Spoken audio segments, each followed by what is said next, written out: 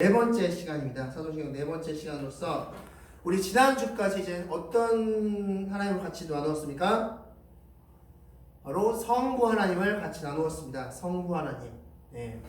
자, 성부 하나님. 우리 사도신경에는 보면 전능하사 천지를 만드신 하나님 아버지를 내가 믿사오며 라고 되어 있습니다. 전능하사 천지를 만드신 하나님 아버지를 내가 믿사오며, 그 하나님을 우리가 지난주까지 나누었습니다. 자, 하나님이 전능하시다라는 것은 어떤 의미라고 말씀드렸습니까? 하나님이 전능하시다. 하나님이 언약을 이루신다. 네, 하나님이 언약. 즉 성경에 언약의 메시지가 있습니다.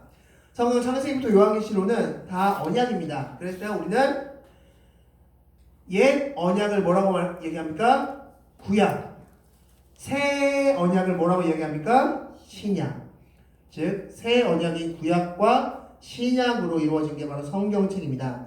그 언약을 하나님이 이루실 수 있다라는 것이 바로 전능의 의미라는 겁니다. 그 전능하신 분이 천지를 만드셨다고 말씀하고 있습니다. 천지를 만드셨다는 것은 어떤 의미라고 말씀드렸습니까?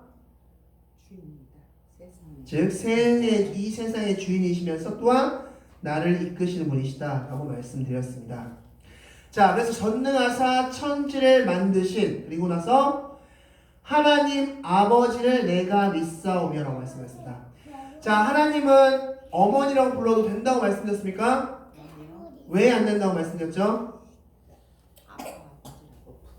성경에서 하나님을 아버지라고 부르라고 말씀하셨기 때문에, 그래서 하나님은 아버지가 되시는 분이시다라고 말씀드렸습니다. 아버지가 되셨다는 것은 바로 우리의 구원을 주도하시는 분이시라는 뜻입니다.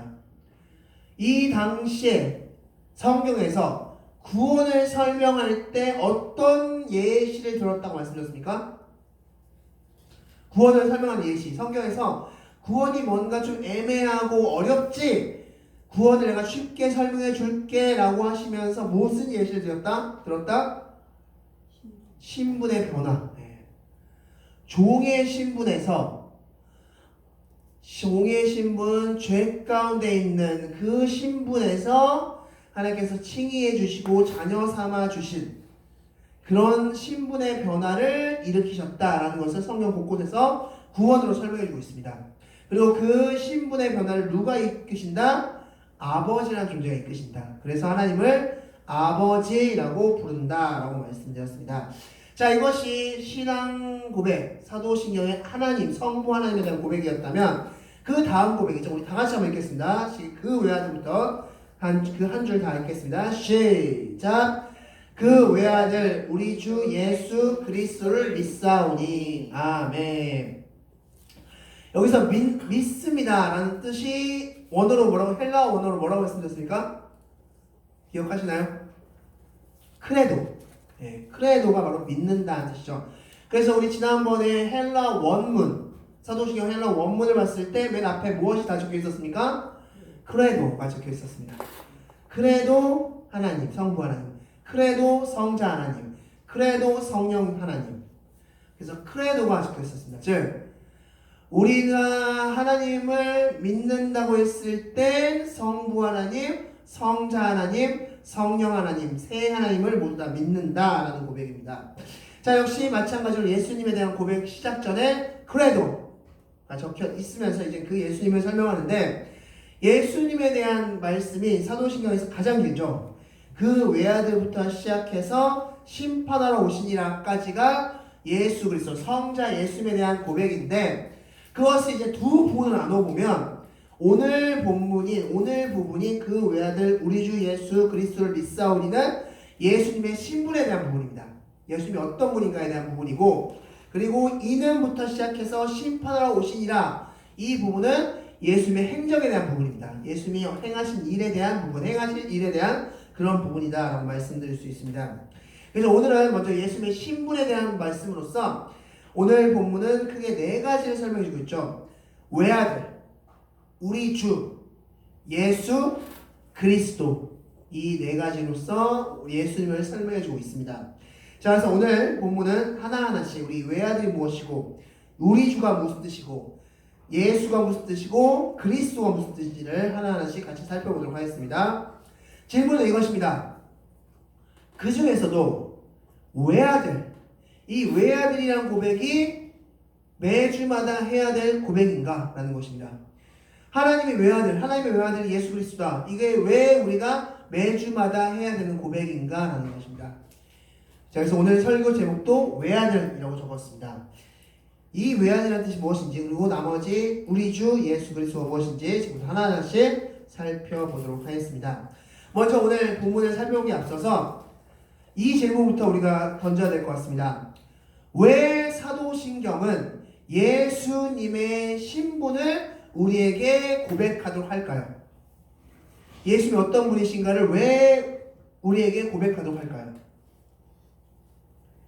자, 그것은 사도신경의 원문, 사도신경 원본이라고 할 수 있는 2세기 로마 신경에서부터 시작할 수 있는데, 이 로마 신경을 비롯한 여러 가지 신경들이 그때 있었습니다. 그것들이 만들어진 계기 중에 하나가 무엇이냐면 바로 이단의 출현이었습니다. 예수님께서 십자가에 달리신 지 약 100년에서 150년 정도 지난 이후의 일인데, 그때 이제 이단들이 막 출현했습니다. 아리우스를 비롯한 수많은 이단들이 출현했는데, 그 이단들의 공통점이 있었다면 그것은 바로 예수 그리스도의 신성 혹은 인성을 부정하는 것이었습니다. 예수님의 신성을 부정할 때는 어떻게 설명할까요? 이단들이 바로 예수님은 하나님의 창조물로서 훌륭한 인격을 가졌지만 하나님은 아니야 라는 게 바로 예수님의 신성을 부정하는 내용이었습니다. 또 예수님의 인성을 부정할 때는 어떻게 설명합니까? 이 육이라는 것은 악한 것으로서 예수님이 인간의 몸을 입었다는 것은 절대 말이 안 돼. 인간의 몸을 입은 것처럼 보였을 뿐이야 라면서 예수님의 인성을 부정합니다. 이단들은 예수님의 신성과 인성을 부정하는데, 그렇다면 왜 그들은 신성과 인성을 부정할까요? 그것은 바로 이 예수님의 신성과 인성을 고백하는 것이 우리의 구원과 관련이기 때문이다. 즉, 이 구원에 대해서 잘못된 가르침을 주기 위해서 먼저 해야 될 선행학습이 바로 예수님의 신성과 인성을 부정하게끔 하는 것입니다. 예수 그리스도를 통한 구원, 그 구원이 신성과 인성을 통해서 이루어지는데, 그 신성과 인성을 부정하면은 예수님에 대한 구원이 잘못됐다. 예수님으로부터 구원받는 게 아니라 내가 가르쳐준 이 방법으로서 나를 믿으면 이런 과정을 거치면 우리가 구원받아 라는 것을 알려주기 위해서, 그렇게 세뇌시키기 위해서 전제로 깔아주는 게 바로 예수님의 신성과 인성을 부정하게 만드는 것입니다. 그래서 이단들이 중점적으로 하는 게 바로 예수님의 신성과 인성을 부정하는 것이다 라고 말씀할 수 있습니다. 그렇다면 예수님의 신성과 인성, 도대체 어떤 의미인가? 예수님의 신성과 인성은 100% 신이시면서 100% 인간이시다라는 것입니다. 예수님은 100% 신, 그리고 예수님 100% 인간. 이 두 가지 존재 조건이 있으신 분이 바로 예수님이시다라고 우리는 설명할 수 있는 것입니다. 그게 바로 예수님을 정의하는 방법이다라고 말씀할 수 있는데, 왜 예수님은 100% 신이라고 했을까요? 예수님 왜 100% 신이라는 겁니까? 자, 말씀을 통해서 보겠습니다. 히브리서 9장 9절 말씀 우리 다 같이 읽겠습니다. 시작! 이 장막은 현재까지의 비운이 이에 따라 드리는 예물과 제사는 섬기는 자를 그 양심상 온전하게 할 수 없나니. 아멘. 자, 이게 무슨 말씀일까요? 자, 이 말씀입니다. 동물의 제사, 번제, 화목제 이런 동물의 제사로 인간의 죄를 잠시 감출 수는 있지만 인간을 온전하게 깨끗하게 할 수는 있습니까? 없습니까? 없다는 것입니다. 인간의 죄를 온전하게 해결할 수 있는 존재는 오직 인간밖에 없다는 겁니다. 그래서 예수님이 100% 인간으로 오신 겁니다. 인간의 죄는 완전한 그 장막, 즉 번제에서 번제단 드리고 막 성막에서 했던 그 모든 것은 온전하게 할 수 없는 겁니다. 잠깐의 해결은 될 수 있지만 온전하게 할 수 없다는 것입니다. 그 온전하게 하려고 예수님은 100% 인간의 죄는 인간이 해결해야 된다라는 그 개념 속에서 100% 인간으로 오신 것입니다. 그렇다면 두 번째, 예수님은 왜 100% 신이야만 했을까요? 바로 죄 때문이죠. 원죄 때문입니다. 말씀 보겠습니다. 베드로전서 2장 22절 말씀 다 같이 읽겠습니다. 시작. 그는 죄를 범하지 아니하시고 그 입에 거짓도 없으시며. 아멘. 예수님은 죄가 없으신 분이라고 합니다. 원죄가 없으신 분, 죄 자체가 없으신 분. 즉 예수님은 100% 인간이셔야만 했고 100% 신이어야만 했습니다. 이 두 가지 조건이 만족된 분이 바로 예수 그리스도다. 그래서 우리는 먼저 예수 그리스도가 100% 인간이시면서 100% 신이었다는 사실을 먼저 기억하시면서 오늘 하나하나씩 말씀을 같이 나누겠습니다. 첫 번째는 외아들이라는 겁니다. 외아들. 자, 앞서 질문 드렸던 것이죠. 이 외아들이라는 것이 그렇게 중요한 건가요? 외아들이라는 것은 매주마다 우리가 신앙 고백, 사도신경을 통해서 신앙 고백을 해야 될 정도로 이 외아들이라는 내용은, 외아들이라는 이 말이 그렇게 중요한가요? 자, 이 질문에 답하기 위해서는 이 질문부터 우리가 넘어가야 됩니다. 자, 어떤 질문이냐? 예수님이 외아들이다 라는 것은 예수님의 신성을 강조한 걸까요? 예수님의 인성을 강조한 걸까요? 예수는 외아들입니다 라는 이 질문은 예수님의 신성을 강조한 걸까요? 예수님의 인성을 강조한 걸까요? 자, 신성을 강조한 거다. 인성을 강조한 거다. 도저히 모르겠다. 자, 지금부터 말씀드리겠습니다. 먼저 이 외아들이라는 뜻은 우리가 독생자라는 말로서도 우리가 대체될 수 있는데, 이 외아들이라는 것은 원어로 모노게네스입니다. 모노게네스.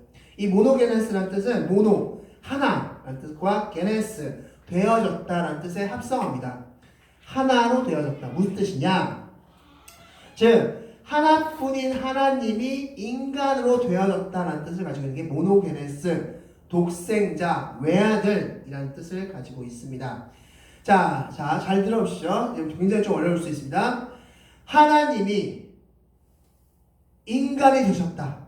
하나님이 인간이 되었다. 한 분 하나님, 그 한 분 하나님이 인간이 되어졌다. 모노게네스, 이게 외아들, 독생자라는 뜻인데, 자, 그렇다면 하나님이 인간이 되어졌다라고 했을 때 그것은 인성을 강조할까요? 신성을 강조할까요?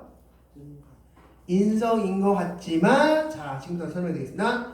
자, 그러면 이거를 바꿔보겠습니다. 이 둘을 바꿔보면 그 사람, 그 인간은 곧 누구다? 하나님이다. 이 모노게네스는 바로 그 인간은 곧 하나님이시다라는 뜻을 가지고 있습니다. 그 인간은 곧 하나님이시다. 여기서 그럼 그 인간은 누굽니까? 그 사람은 누굽니까? 예수님이죠. 예수님은 이꼬르 하나님이다 라는 뜻이 바로 모노게네스라는 뜻, 독생자, 외아들이라는 뜻을 가지고 있는 겁니다. 즉 우리가 왜 사도신경에서 그 외아들이라는 말을 고백을 해야 되냐면 예수님이 하나님이다 라는 고백을 해야 되기 때문에 우리가 외아들이라는 표현이 그 사도신경에 들어가 있는 겁니다. 외아들이라는 뜻은 단순히 하나다 뭐 이런 의미가 아니라 예수님은 곧 하나님이야 라는 뜻을 가지고 있는 게 바로 외아들이라는 표현입니다. 자, 오늘 본문 말씀에서도 역시 동일하게 말씀해주고 있어요. 우리 18절 말씀 다 같이 한번 읽겠습니다. 18절 읽겠습니다. 시작. 본래 하나님을 본 사람이 없으되 아버지 품속에 있는 독생하신 하나님이 나타나셨느니라. 아멘. 아버지 품속에 있는, 즉 하나님께서 계획해 놓으셨듯이 그 하나님 자체가 독생하셔서 하나님이 인간의 몸을 입고 오셔서 아들 예수님이 되셨다라고 말씀해 주고 있습니다. 즉 예수님 자체가 누구시다? 하나님이시다라는 뜻을 가지고 있는 겁니다. 그래서 그 뜻이, 그 단어가 바로 외아들, 독생자라는 뜻을 가지고 있음을 기억하시기 바라겠습니다. 요한복음 18장 37절 말씀에 빌라도가 예수님을 신문하는 과정에서 이런 질문을 던집니다. 내가 왕이냐? 라는 질문을 던집니다. 그때 예수님께서 뭐라고 답변하셨습니까? 그렇다. 그러나 나는 이 세상의 왕이 아니라 저 세상의 왕이다. 그리고 덧붙이신 말이 나는 너희들에게 진리를 알려주기 위해서 왔다고 말씀하고 있습니다. 즉 하나님 예수님은 내가 왕이다. 이 저 세상의 왕이다 라고 말씀하시면서 무슨 말씀을 지금 하신 겁니까? 내가 하나님 자신이다 라고 말씀해 주신 겁니다. 지금 내가 이 세상 만물을 다스린 태초에 하나님이 천지를 창조하셨니라. 전능하사 천지를 만드신 하나님 아버지를 내가 믿사오며의 하나님이 바로 나다 하는 걸 고백하신 겁니다. 말씀하신 겁니다. 그러므로 우리가 이 외아들이라는 고백을 우리가 사도신경에서 할 때마다 여러분께서 기억하셔야 될 것은 예수님이 곧 하나님이다 라는 것을 기억하시고 그렇게 고백하시는 여러분들이 되시기 바라겠습니다. 자, 두 번째, 우리 주라고 우리 또 고백합니다. 우리 주. 빌립보서 2장 11절 말씀에서 하나님께서 이렇게 말씀하십니다.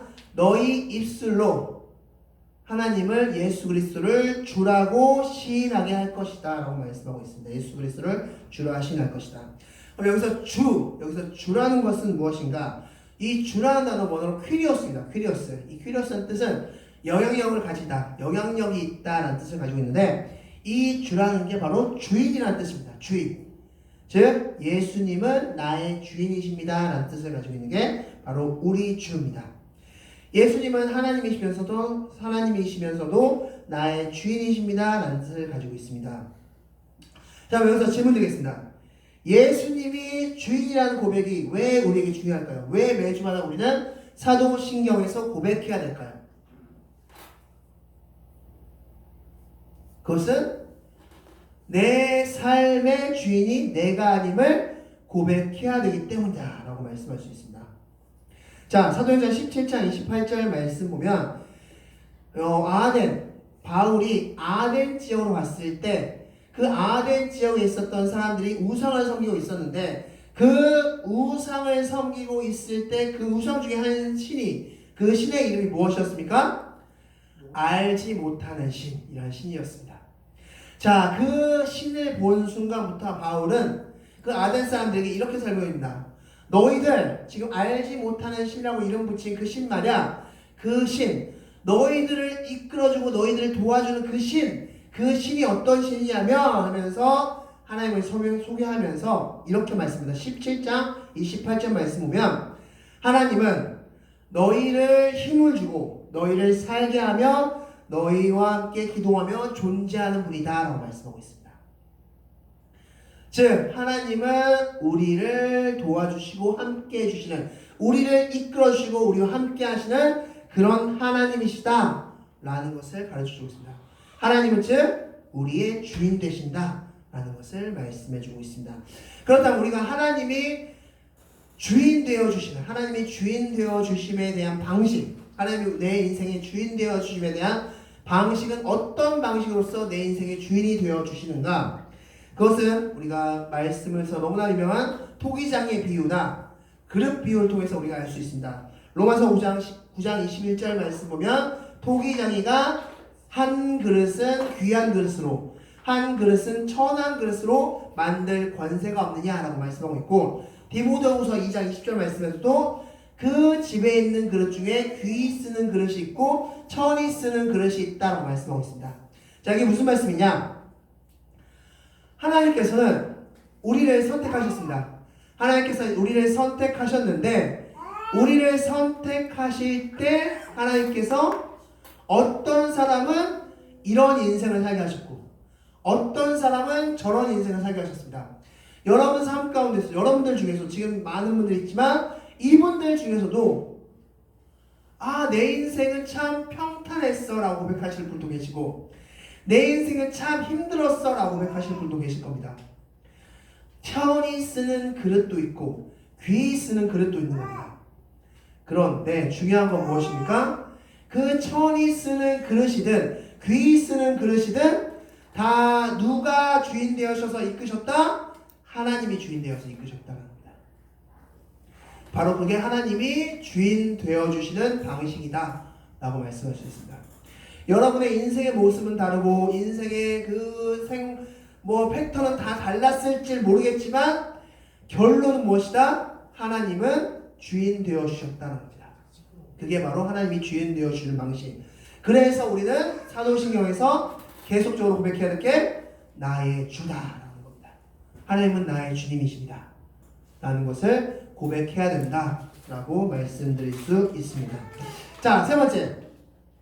또한 성경은 사도신경에서는 바로 예수라고 말씀해주고 있습니다. 예수. 이 예수는 마태복음 1장 21절 말씀 보면 마리아에게 천사가 나타나서 뭐라고 얘기합니까? 너가 아들을 낳으리니 그 이름을 예수라 하리라 라고 말씀하고 있습니다. 예수. 자, 근데 예수의 이름의 뜻을 뭐라고 설명해주고 있습니까? 자기 백성을 저희의 죄에서 구원할 자라는 것이 바로 예수다 라고 설명해주고 있는데, 그런데 재밌는 건 이 예수란 이름은 그 당시에 굉장히 흔한 이름이었다는 겁니다. 흔한 이름. 자, 그렇다면 질문 드리겠습니다. 예수란 이름이 왜 흔한 이름이었을까요? 이 예수란 이름은 굉장히 그 당시에 우리나라로 따지면 철수, 영희, 민희 이런 식으로 굉장히 흔한 이름입니다. 그런데 이 흔한 이름을 하나님이 독생자로 오신 하나님 자신이신 그 존재에게 붙이셨습니다. 왜 그랬을까요? 왜 이 당시에 이 예수란 이름이 흔했을까요? 자, 설명드리겠습니다. 창세기 4장 1절 말씀 보면 가인을 낳습니다. 아담과 하와가. 아담과 하와가 에덴 동산에서 쫓겨난 이후에 가인을 낳았는데 그 가인의 이름의 뜻이 무엇입니까? 얻었다라는 뜻입니다. 얻었다. 왜 이런 이름을 붙였을까요? 왜 가인이라는 이름을 붙였을까요? 왜냐하면 창세기 3장 15절에서 하나님께서 아담과 하와에게 그 원시복음을 주시면서 뭐라고 말씀하고 있습니까? 여자의 후손이 뱀의 머리를 밟을 것이다 말씀하고 있습니다. 그리고 나서 태어난 존재가 가인입니다. 이 아담과 하와는 흥분한 겁니다. 하나님께서 드디어 얻게 하셨어. 여자의 후손을 얻게 하셨어 하면서 가인을 여자의 후손인 것처럼 생각했기 때문에 그 아이의 이름을 가인이라고 지은 겁니다. 이제 이 여자의 후손이 가인이 뱀의 머리를 밟아서 우리를 구원시켜 줄 거야 라고 흥분했던 것입니다. 그런데 실상은 어떻게 했습니까? 실상은 최초의 살인자가 되었습니다. 최초의 살인자가 되었죠. 즉 이게 무슨 말이냐? 예수란 이름이 흔했던 이유는 그것이었습니다. 예수란 이름은 그 당시에 로마 압제 가운데 있었습니다. 그 로마 압제 가운데 있었던 이들로부터 로마 압제로부터 우리를 구원할 자가 이 아이야 라는 의미로서 태어나기만 하면 너 예수야. 우리를 로마 압제 가운데 구원해 줄 자야. 너 예수야. 우리를 로마 압제 가운데 구원해 줄 자야. 하면서 모든 아이의 이름을 예수로 붙였던 겁니다. 이해하셨습니까? 자, 그런데 중요한 건 예수님도 이름이 예수입니다. 왜 예수일까요? 그러면 모든 사람이 자신의 자녀를 예수라고 이름을 붙인 것은 로마 압제 가운데 구원할 자라는 뜻에서 붙였지만 예수님이 예수라는 이름을 가진 이유는 로마 압제가 아니라 어디에서부터 인간을 구원할 자라는 뜻을 가지고 있는 겁니까? 죄의 문제에서. 그래서 예수라는 이름을 붙인 겁니다. 사람들이 자기의 자녀에게 예수라는 이름을 붙인 것은 로마 압제로부터 구원해줘 라는 자기의 소망을 담아서 예수라는 이름을 붙였다면 예수님이 예수라는 이름을 받은 것은 자기 죄에서 구원할 자라는 뜻을 사람들에게 전하기 위해서 예수라는 이름을 예수님에게 붙인 것입니다. 그러므로 핵심은 무엇이다? 예수라는 이름의 핵심은 죄에서라는 거예요. 죄에서. 예수님은 죄에서 구원해 주실 자입니다. 예수님은 죄에서 구원할 자. 우리를 죄에서 구원하시기 위해서 예수라는 이름을 붙여서 나오신 겁니다. 그러므로 우리 가운데 죄의 문제가 있다면 그 죄의 문제를 해결할 수 있는 분은 누구시다? 예수님이시다는 겁니다. 내 죄의 문제를 해결할 수 있는 분은 오직 예수님밖에 없다는 것을 이 예수라는 이름을 고백하시면서 기억하시기 바라겠습니다. 자, 마지막으로 그리스도라는 이름의 뜻입니다. 이 그리스도라는 이름의 뜻은 기름 부음 받은 자라는 뜻을 가지고 있습니다. 기름 부음 받은 자. 자, 요한복음 4장 25절 말씀 보면 사마리아 여인이 예수를 만나고 난 다음에 이런 고백을 하죠. 메시아 곧 그리스도께서 오실 겁니다 라고 고백하는데, 그 다음에 예수님이 뭐라고 말씀하십니까? 그 자가 곧 나다 라고 말씀하시죠. 자, 그러면 중요한 질문들입니다. 예수님이 왜 그리스도라는 직함을 받게 되었을까요? 예수님은 왜 그리스도라고 불려야만 했을까요? 우리가 예수님을 부를 때 예수 그리스도라고 부르죠. 예수 그리스도. 왜 예수님은 그리스도라는 직함, 그 기름 부음 받은 자야만 했을까요? 자, 이것은 이제 구약 시대로 넘어갑니다. 출애굽기 30장 말씀 보면 관유라는 게 있습니다. 관유라는 것은 기름입니다. 기름인데 어떤 특정한 장소나 특정한 사람을 거룩하게 임명하는데 쓰인 기름이 관유라는 기름입니다. 하나님께서 이것은 하나님이 명하실 때만 제조하게끔 하셨고, 하나님이 어떤 것을 거룩하게 하려고 하실 때만 제조하게끔 하신 게 관유라는 기름인데, 자, 그런데 이 기름은 어떤 때 사용했냐? 바로 성막을 거룩하게 한다거나 또한 어떤 특정한 사람들을 세우기 위함이었는데, 그 사람들은 왕, 제사장, 선지자들, 이들을 세우기 위함이 관유의 역할이었습니다.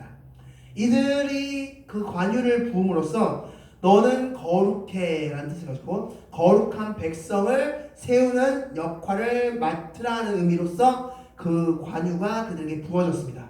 그런데 문제가 무엇이었을까요?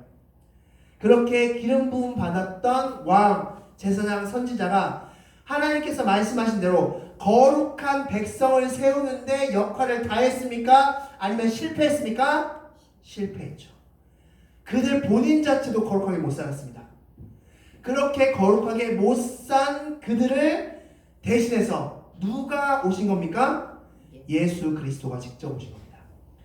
즉 예수 그리스도가 기름 부음 받은 자 그리스도가 된 것은 구약시대 때 왕, 제사장, 선지자, 기름 부음 받아서 거룩한 백성을 세워야 되는 임무를 맡은 그들이 실패해서 하나님이 직접 그리스도라는 명찰을 달고 직접 그리스도, 기름 거룩한 백성을 세우기 위해서 직접 예수님께서 오신 겁니다.